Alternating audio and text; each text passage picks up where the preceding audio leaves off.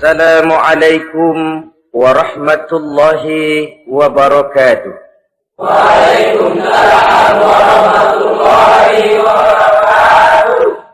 Bismillahirrahmanirrahim. Alhamdulillahi rabbil alamin. Wassalatu wassalamu ala ashrafil anbiya'i wal mursalin, imamil muttaqin, sayyidil ghurril muhajjalin, sayyidina wa maulana Muhammadin wa ala alihi wa ashabihil mujahidin at-tahirin, amma ba'du. Saudara-saudara kaum muslimin rahimakumullah. Dalam kehidupan ini, pada satu sisi memang kita harus melaksanakan berbagai kegiatan amal ibadah. Tetapi pada sisi lain, kita juga harus menjaga. Jangan sampai amal ibadah yang sudah kita kerjakan itu dihancurkan oleh sikap kita sendiri. Bahwa kita sudah sholat, alhamdulillah. Bahwa kita sudah zakat dan memberikan sedekah, syukur. Bahwa kita sudah melaksanakan ibadah haji, thayyib. Apakah dengan demikian amal kita sudah menjadi banyak? Nanti dulu. Jangan berbangga hati dan puas diri.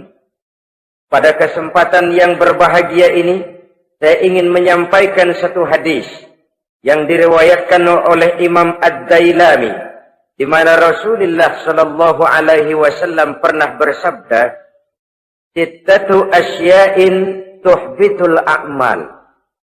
Ada 6 perkara yang bisa menghancurkan amal yang sudah kita kerjakan. Salat yang sudah kita kerjakan itu, zakat yang sudah kita bayarkan itu, haji yang sudah kita tunaikan itu, bisa dihancurkan oleh 6 perkara ini. Nanti di akhirat, pada saat setiap orang menunggu pahala dari ganjaran amal yang ia kerjakan di dunia ini, kita menanti dan menanti. Ya Rabb, mana amal kebaikan saya? Mana pahala kebajikan yang saya lakukan? Hasilnya tidak ada. Amal yang kita kerjakan dihancurkan oleh sifat-sifat yang akan kita kemukakan pada pertemuan kali ini. Yang pertama yang bisa menghancurkan amal adalah al-istighalu bi'uyubil khalqi. Orang yang terlalu sibuk mencari-cari aib dan kekurangan pada diri orang lain.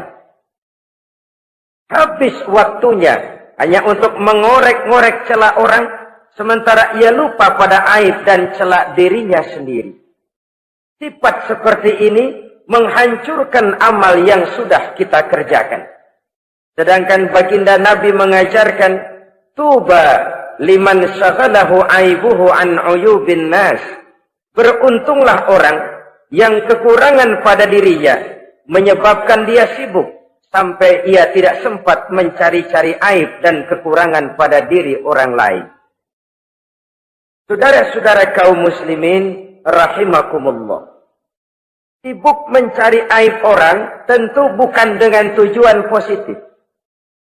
Latar belakangnya kadang-kadang karena jealous, karena hasud, kecemburuan sosial. Sore, pagi, siang, malam kita korek-korek kesalahan orang dengan target hancur martabatnya, jatuh kehormatan dirinya, hilang nama baiknya, dilupakan dan terisolir dari tengah-tengah masyarakat. Perbuatan yang demikian sungguh terlalu amat sangat kejam. Salat kita, puasa kita, haji kita bisa dihancurkan jikalau kita terlalu sibuk mencari-cari aib orang lain. Muslim dengan muslim itu bersaudara. Kalau kita menganggap muslim yang lain adalah saudara kita, maka aibnya adalah aib kita, kekurangannya juga adalah kekurangan kita. Pada saat kita melihat pada dirinya terdapat kekurangan, tugas kitalah menutupi. Ini yang dijamin oleh Nabi, man satara musliman satarahullahu fid dunya wal akhirah. Siapa yang menutupi aib dan celah orang-orang beriman, Allah akan menutupi aib dan celaknya di hari akhirat nanti. Zaman sekarang, zaman gosip. Zaman sekarang, zaman isu. Sehingga hal yang 1 meter pun dapat jadi 5 meter. Yang 5 meter dapat saja menjadi 10 meter. Kita sibuk membumbui hal-hal yang kita tidak tahu duduk perkara yang sebenarnya. Bahkan lebih celaka, kadang-kadang kita malah sok tahu. Memberikan vonis dari sudut pandang kita sendiri. Adalah tidak bijaksana jika kita mengukur baju orang lain dengan badan sendiri. Baju orang lain kita ukur pakai badan kita. Tentu saja enggak pas. Begitulah. Terlalu sibuk mencari-cari aib orang lain. Menghancurkan amal ibadah yang sudah kita kerjakan. Na'udzubillah. Summa na'udzubillah. Kadang-kadang hadir majelis taklim di pengajian. Ngaji setengah jam. Ngomongin orang 2 jam setengah. Tekor, defisit. Belum bergeser dari majelis taklim. Ini kan penyakit rohani. Di mana kedudukan kita antara sesama muslim bagaikan satu tubuh. Kalau yang satu sakit, yang lain ikut merasakan sakit. Yang satu terhina, yang lain ikut merasakan terhina. Jadi pada saat kita melihat aib orang lain, kita ceritakan di mana-mana, kita bongkar di mana-mana. Tentu satu hal yang jelas, kita tidak senang kepada orang itu. Kita tidak senang kepada orang itu.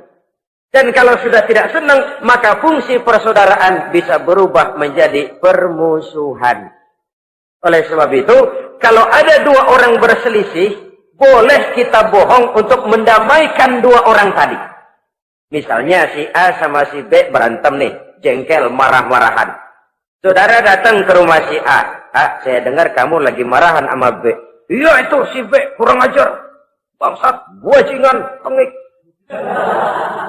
Pokoknya kalau ketemu, awas. Ah, saya kira sih nggak begitu. A, tadi saya ketemu B, dia bilang malah kangen sama sampean.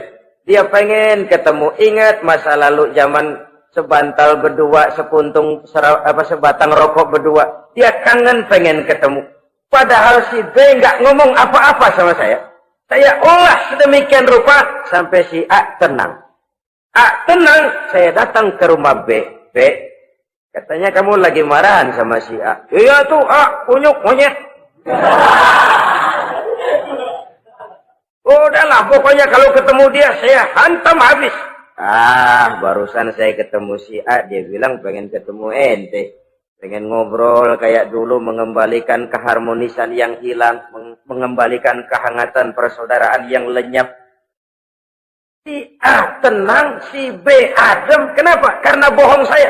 Kesana saya ademin, kesini saya ademin. Jenis bohong seperti ini berpahala. Kenapa? Tujuannya mendamaikan orang yang sedang berselisih. Tapi kan orang bermental seperti ini jarang. Yang banyak kan tukang kompor sekarang. Taruh angetin sini, angetin, murub deh. Datang sama A, lu marahan sama B. Iya, gue kesel banget sama B. Emang? Wow. Diemang-emangin. Oh, udah dah, pokoknya gue mah kalau jadi elu takut sama si B, gue buka celana, gue pakai rok deh. Si A panas. A panas, datang ke rumah B. Komporin lagi. Dua-duanya panas, koslet, terjadi perkelahian. Biang iblisnya tukang kompornya.